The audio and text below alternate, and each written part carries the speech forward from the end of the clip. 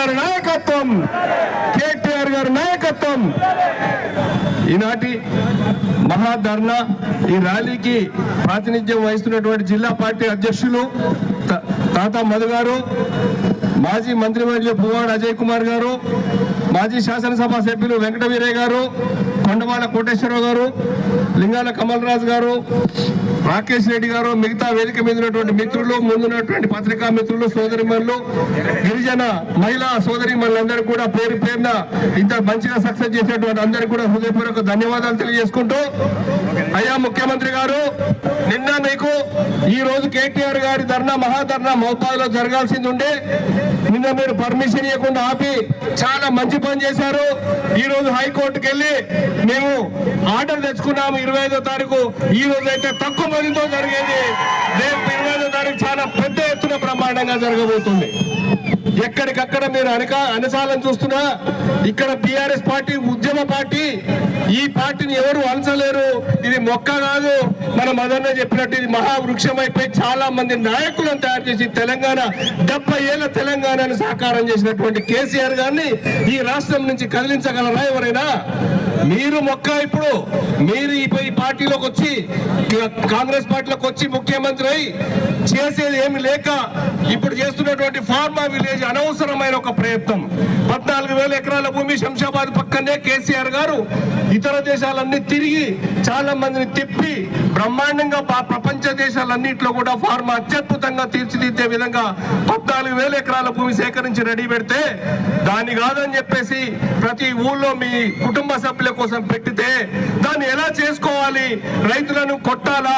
అమాయకులను తిట్టి ఆడవాళ్ళను ఎక్కడ పడితే అక్కడ కొట్టిన పోలీసు వాళ్ళు నిజంగా కూడా అధికారం ఎవరికి శాశ్వతం కాదు. పక్క రాష్ట్రాల్లో కూడా పోలీసులు ఐఏఎస్లు ఐపీఎస్లు చూశారు, వాళ్ళు ఇది ఎప్పటికీ తగదు. టిఆర్ఎస్ పార్టీ 10 ఏళ్ళు అధికారంలో ఉన్నప్పుడు కూడా మీరు తిరిగారు, మిమ్మల్ని తిరగనిచ్చారు కేసీఆర్ గారు. అనేక సభలు పెట్టారు, ర్యాలీలు పెట్టారు, భట్టి గారు పాదయాత్ర చేశారు, రేవంత్ రెడ్డి గారు పాదయాత్ర చేశారు. అనేక పాదయాత్రలు, ధర్నాలకు, మీటింగ్లకు అవకాశం కల్పించింది బీఆర్ఎస్ పార్టీ. కానీ మీరు ఒక పని కూడా చేసుకోనియట్లేదు. చేసుకోనియకపోయినా పర్వాలేదు, మీరు అధికారంలోకి వచ్చి 4 లాగా గుంజుకపోయి అరెస్ట్ చేశారు. మరి కేటీఆర్ ని ఊచలు లెక్క పెట్టిస్తా అని చెప్పి నిన్న రేవంత్ రెడ్డి గారు అంటా ఉన్నాడు.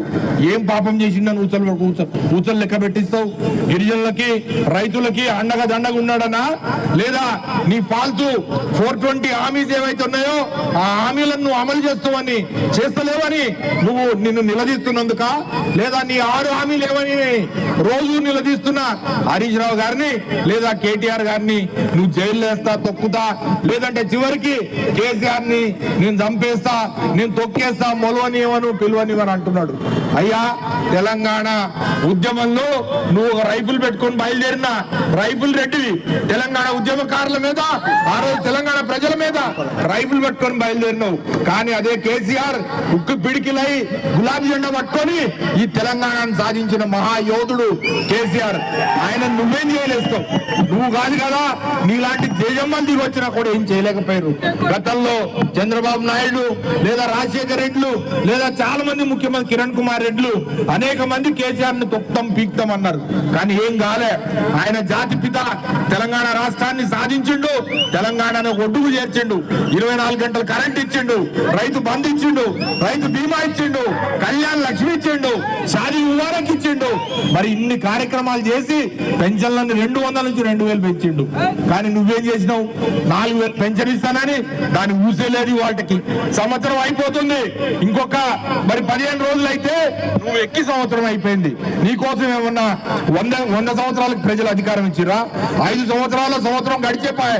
నీ తులం బంగారం లేదు, మా ఆడబిడ్డలకు స్కూటీలు లేవు, తులం బంగారం లేదు. ఇస్తున్న 2,500 లేవు వాళ్ళకి. రైతు బంధు 7,500